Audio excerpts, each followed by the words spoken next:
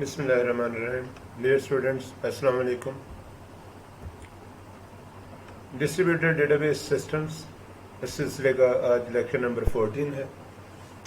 Let's start. Database recovery most important topic, दुनिया में सबसे बड़ी एक challenging job database recovery. In order to recuperate from database failure, database management system resort to a number of recovery management techniques. In this chapter we will study the different approaches for database recovery, और इसमें the typical strategy for database recoveries are कौन सी हैं. In case of sort failure that results in inconsistency of database, recovery strategy include transaction undo और read rollback. तो अगर तो sort फेलवर हुआ है तो रिकवरी बहुत आसान है कि आप ट्रांजैक्शंस को अनडू कर दें, जिसे रोल बैक भी कहा जाता है. हाउएवर समटाइम्स ट्रांजैक्शन रीडू में also be adopted to recover to a consistent state of the transaction. और बाद दफ़ा ये होता है कि ट्रांजैक्शन बहुत लेंथी है, आपसे ज़्यादा अगर वो हो चुकी है तो फिर लॉग फाइल्स की मदद से रीडू करके डेटाबेस को कंसिस्टेंट फॉर्म में लाया जाता है. In case of hard failure resulting in extensive damage to the database, recovery strategies encompasses restoring a past copy of the database from archival backup. तो अगर हार्ड फेलवर है, आपकी हार्ड डिस्क कौन सी उसके हेड क्रैश हो गए हैं या प्लेटर्स को नुकसान पहुंचा है या मीडिया जो आप दे गया है, तो उस सूरत में फिर आपके पास बैकअप कॉपी जो सी वो होनी चाहिए. अगर बैकअप कॉपी नहीं है तो आप बड़ी सिचुएशन में फंस जाएंगे. इसलिए कोशिश करेंगे डेटाबेस की जो ट्रांजैक्शन फ्रीक्वेंसी है उसी के हिसाब से बैकअप प्लान जो सा वो भी आप बनाएं. More current state of the database is obtained through redoing operation of committed transaction from transaction log. और कोशिश की जाती है कि रिसेंट वर्जन डेटाबेस का जो सा वो रिकवर कर लिया जाए, और इसके लिए फिर लॉग फाइल जो सी वो बड़ी हेल्पफुल होती है. तो ये जहन में रखें कि अगर आपको डीपीए डेटाबेस एडमिनिस्ट्रेटर कहीं पे लगाया गया है या अगर आप मैनेजर एमआईएस हैं तो आप बैकअप का आपने ख़ास ख्याल रखना है, क्योंकि जो इंडस्ट्री है वो डेटा पे चलती है. अगर सिस्टम क्रैश हुआ तो आपकी कोई नहीं सुनेगा कि आपने ये नहीं किया और ये नहीं किया, सिर्फ आपको जॉब से निकालेंगे. तो इसलिए बेस्ट तरीका ये है कि आपके पास जो बैकअप प्लान होना चाहिए, चाहे उसके लिए आपको सेपरेट से हार्डवेयर परचेज करना पड़े. Recovery from power failure. Power failure causes loss of information in the non-persistent memory. When power is restored, the operating system and the database management system restart. Recovery manager initiate recovery from the transaction logs. और mostly जो databases हैं उनके अपने recovery managers हैं जो databases log file की मदद से डेटाबेस को रिकवर करने की कोशिश करते हैं, लेकिन ये सिर्फ 50 to 60% कामयाब होते हैं रिकवरी मैनेजर सॉफ्टवेयर जो उनसे हैं. इसलिए आपके पास बैकअप जो सा वो हर सूरत में मौजूद होना चाहिए. In case of immediate update mode, the recovery manager takes the following actions. Number 1, transaction which are in active list and failed list are undone and return on the abort list. Number 1 काम ये करेगा recovery manager. Number 2, transaction which are in before commit list are redone. जो अभी commit होने वाली थी उनको redo कर देगा और जो फेल हो चुकी है उनको अनडू कर देगा. No action is taken for transaction commit और अबाउट लिस्ट. और जो ट्रांजैक्शन हो चुकी हैं जो कैंसिल हो चुकी हैं उनके बारे में कुछ नहीं करेगा, जरूरत भी नहीं है उनके बारे में कुछ करने की.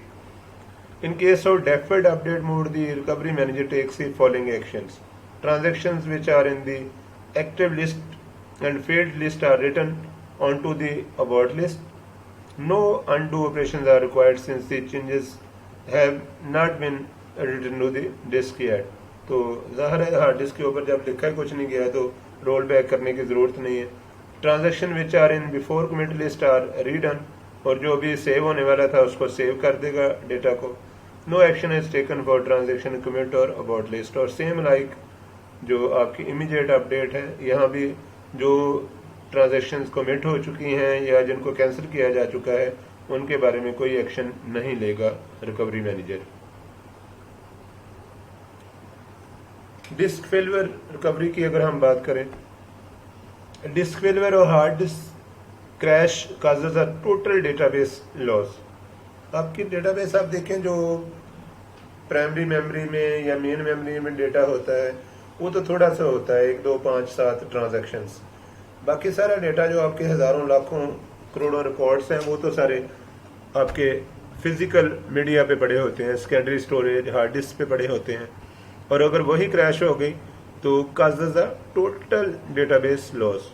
To recover from this hard crash new disk is prepared. एक नई हार्ड डिस्क आप लेंगे, फाइल सिस्टम उस पर फॉर्मेट करेंगे उसको, then the operating system is restored. फिर ऑपरेटिंग सिस्टम इंस्टॉल करेंगे जो भी आपका ऑपरेटिंग सिस्टम है, and finally database is recovered using the database backup and transaction log. और फिर आप डेटाबेस का जो सा वो कोल्ड या हॉट बैकअप जो सा वो यूज करते हुए, यानी अगर फाइल की शक्ल में आपके पास डेटाबेस पड़ी है, बैकअप लिया था, तो फिर आप इंपोर्ट कमांड्स की मदद से डेटाबेस जो सी वो इंपोर्ट कर लेंगे।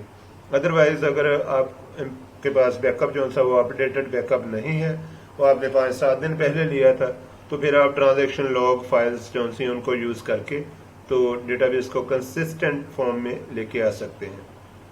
The recovery method is same for both immediate and deferred update modes. और ये तो जाहिर है क्योंकि फिजिकल रिकवरी की बात है तो यहाँ पे इमीडिएट या डेफर्ड मोड का कोई कंसेप्ट नहीं है। The recovery manager takes the following actions. अब रिकवरी मैनेजर क्या करेगा जब डेटाबेस स्टार्ट होगी? The transaction in the commit list and before commit list are redone and written onto the commit list in the transaction log. वो काम जो commit हो चुके हैं या बिफोर कमिट हैं उनको अब वो फाइनल करेगा। Number 2, the transaction in the active list and failed list are undone. तो जो एक्टिव लिस्ट में काम है उनको अनडन करेगा, जो फेल हो चुके हैं उनको भी अनडन करेगा, and return on to the abort list in the transaction log, और ट्रांजैक्शन लॉग को अपडेट कर देगा। चेक पॉइंट्स या check pointing. Check points actually जो डीपीए होता है वो पीरियडिकली दिन में according to the frequency of transactions check points बनाता जाता है। चेक पॉइंट से ये होता है कि आप किसी डेटाबेस के किसी खास पॉइंट पे रोल बैक कर सकते हैं। जैसे सुबह आप 10 बजे आकर आपने डेटाबेस के साथ काम करना शुरू किया और 11 बजे आपने एक चेक पॉइंट बना दिया, फिर 12 बजे चेक पॉइंट बना दिया, फिर 1 बजे आपने चेक पॉइंट बना दिया, फिर 2 बजे बना दिया, और अगर 2 बजे फॉर एग्जाम्पल क्रैश हो गया सिस्टम तो आप 1 बजे वाले चेक पॉइंट पे वापस जा सकते हैं। ये रिकवरी बहुत आसान है। Check point is a point of time at which a record is written onto the database from the buffers. As a consequence, in case of system crash, the recovery manager does not have to redo the transactions that have been committed before checkpoints. Periodical checkpointing shorten the recovery process. और मैंने 1 घंटे का आपको check point कहा है, अगर transaction frequency बहुत ज़्यादा है तो आप ये चेक पॉइंट 15 मिनट्स का भी बना सकते हैं। The 2 types of checkpointing techniques are consistent checkpointing and fuzzy checkpointing। यानी consistent checkpointing भी हो सकती है और fuzzy checkpointing भी हो सकती है। Consistent checkpointing क्या है? Consistent checkpointing creates a consistent image of the database at a checkpoint। जैसे आपने 10 बजे फॉर एग्जाम्पल अगर checkpoint क्रिएट किया तो 10 बजे तक डेटाबेस जब कंसिस्टेंट फॉर्म में थी उसको उसका इमेज जो सा वो सेपरेट कर दिया गया। During recovery only those transaction which are on the right side of the last check points are undone और रीडन। तो इसका बहुत बड़ा फायदा आपको कंसिस्टेंट चेक पॉइंटिंग का कि अगर क्रैश हुआ तो आप जो रिकवर करेंगे वो एक कंसिस्टेंट डेटाबेस रिकवर करेंगे, उसमें कुछ भी जो सा वो फेल्ड या अनडू करने वाला या रोल बैक करने वाला नहीं होगा। The transactions to the left side of the last consistent checkpoint are already committed and need not be processed again. The action taken for checkpointing are: number 1, the active transaction are suspended temporarily। अब ये जब check point create होना है तो जो transactions हो रही हैं उनको टेम्परेरी तौर पे सस्पेंड कर दिया जाएगा ताकि कंसिस्टेंट चेक पॉइंट लिया जा सके। क्योंकि अगर ट्रांजैक्शन के दौरान आप चेक पॉइंट बनाएंगे तो फिर तो आपकी डेटाबेस इनकंसिस्टेंट होगी। तो कंसिस्टेंट चेक पॉइंट उस वक्त बनेगा जब आपकी डेटाबेस कंसिस्टेंट फॉर्म में है, और कंसिस्टेंट फॉर्म में कब होती है, जब ट्रांजैक्शन ना हो रही हो। तो इसलिए पॉइंट नंबर 1 है the active transactions are suspended temporarily, उनको रोक दिया जाता है। All changes in main memory buffers are written on to the disk, और जो काम हो चुका है उसको डिस्क के ऊपर राइट कर दिया जाता है। A checkpoint record is written on the transaction log, और ट्रांजैक्शन लॉग में ये जिक्र हो जाता है जी कि इस टाइम पे चेक पॉइंट बनाया गया। The transaction log is written to the disk, और ट्रांजैक्शन लॉग को भी डिस्क के ऊपर भेज दिया जाता है ताकि चेक पॉइंट कंसिस्टेंट रहे। दी सस्पेंडेड ट्रांजैक्शंस आर रिज्यूम्ड, और चेक पॉइंट लेने के बाद, बनाने के बाद एक कमांड की मदद से चेक पॉइंट आप बना देते हैं, उसके बाद आप ट्रांजैक्शंस को जो सा वो रिज्यूम कर देते हैं, दोबारा काम स्टार्ट। इफ इन स्टेप 4 यानी आपने जो ट्रांजैक्शन रिज्यूम की हैं, the transaction log is archived as well, then this checkpointing aids in recovery from disk failure and power failure, otherwise it aids recovery from only power failures। और अगर आपने full fledge जो सा वो transaction को रोक के चेक पॉइंट लिया था तो फिर आपकी ये बहुत कामयाब रिकवरी होगी। फजी चेक पॉइंटिंग आपकी दूसरी टाइप है। In fuzzy checkpointing, at the time of checkpoint, all the active transactions are written in the log. In case of power failure, the recovery manager processes only those transactions that were active during checkpointing and the later. The transactions that have been committed before checkpoints are written to the disk and hence need not be redone. तो ये फौरी तौर पे लिया जाएगा fuzzy check point, क्योंकि इसमें जो अभी अभी लास्ट चेक पॉइंट के बाद काम हुआ है सिर्फ वही रिकॉर्ड किया जाएगा। Example of fuzzy checkpointing है, let's consider that in system the time of check pointing is t check and the time of system crash is t fail, यानी t check वो टाइम है और t fail वो time है जब system fail हुआ। let there be 4 transactions, 4 transactions हो रही थी, transaction A, transaction B, transaction C and transaction D, such that अब जो ट्रांजेक्शन A थी commits before check point, ये चेक पॉइंट से पहले कमिट हो चुकी है। Transaction B starts before check point and commits before system crash.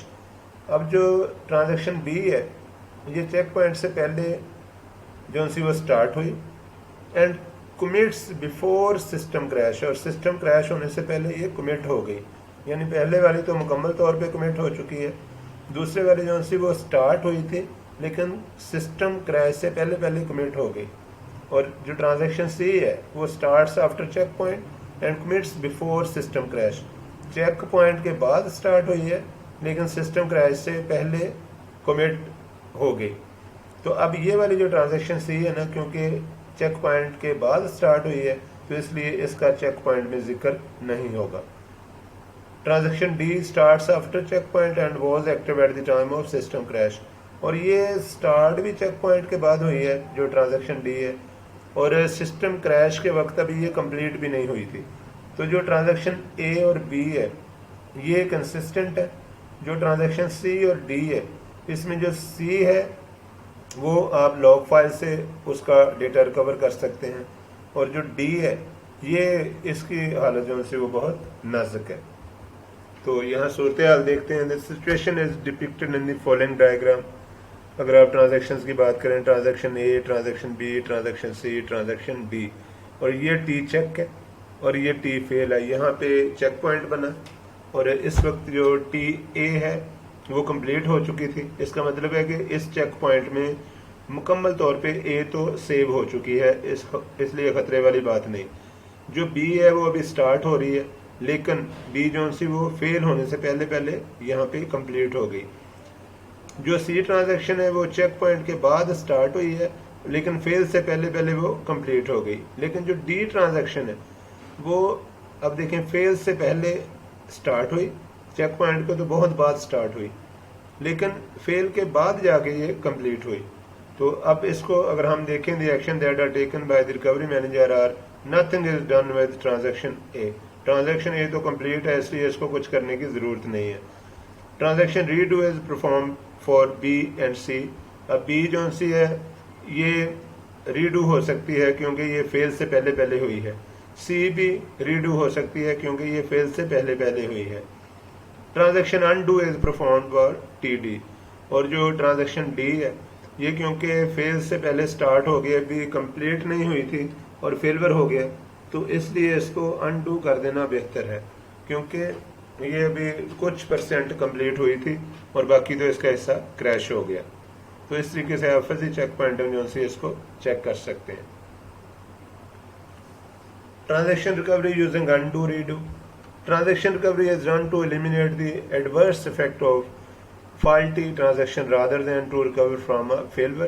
Faulty transaction include all transactions that have changed the database into undesired state or inconsistent state, and the transaction that have used value written by the faulty transaction. तो फिर आप undo और redo command जो सी वो जैसे Microsoft word में use करते हैं वैसे आप यहाँ पे भी इसके थ्रू रिकवरी जो सी वो कर सकते हैं। Transaction recovery in these cases is a two-step process. Undo all faulty transaction and transaction that may affect by the faulty transactions. यानी उन सारी transactions को आपने undo कर देना जो faulty हैं, और इसके अलावा उन faulty transactions की वजह से आगे कहीं पे effect जो सा हो गया है तो उनको भी आपने undo करना। और इसी तरीके से अगर redo करना है तो redo all transactions that are not faulty but have been undone due to the faulty transactions, और फॉल्टी ट्रांजेक्शन्स की वजह से जो इफेक्ट हुई थी उनको आपने रीडू कर देना। Steps for undo operations are if the faulty transaction has done insert the recovery manager deletes the data item inserted. तो अनडू में अगर रिकॉर्ड इंसर्ट हो रहा था तो उसको डिलीट कर दिया जाएगा। If the faulty transaction has done delete the recovery manager insert the deleted data item from the log. और अगर ट्रांजैक्शन डिलीट हुई थी तो अनडू क्या काम करेगा कि लॉग फाइल से उसकी कॉपी लेके दोबारा उसको रिस्टोर कर देगा। और इसी तरीके से the faulty transaction has done update the recovery manager eliminates the value by writing the before update value from the log. तो अपडेट और डिलीट की शक्ल में लॉग फाइल को यूज करते हुए प्रीवियस स्टेट पे अनडू या डेटाबेस को कंसिस्टेंट फॉर्म में बहाल कर दिया जाएगा।